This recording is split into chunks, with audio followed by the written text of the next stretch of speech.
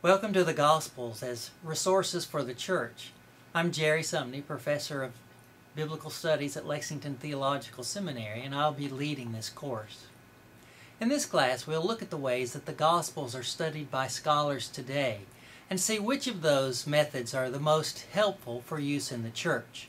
Some methods of studying the Bible may be important for various purposes, for example, filling out the history of the period and such things, but are less important for trying to hear a word from God from those texts.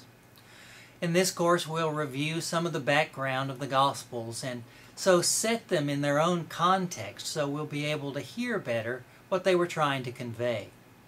We'll also give attention to issues that scholars raise about the Gospels and some that have become widely discussed, including things like the Jesus Seminar and other kinds of discussions that seem to come up mostly around important Christian holidays.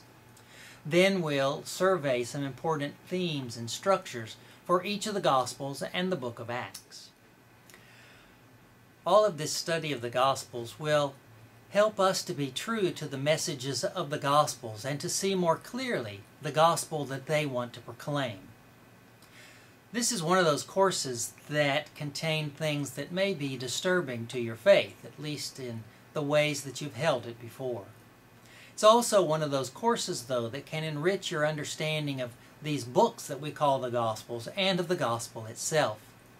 Hanging on through these difficult parts and thinking about them with your colleagues can be a step toward that second naivete that can enable a stronger and more credible faith.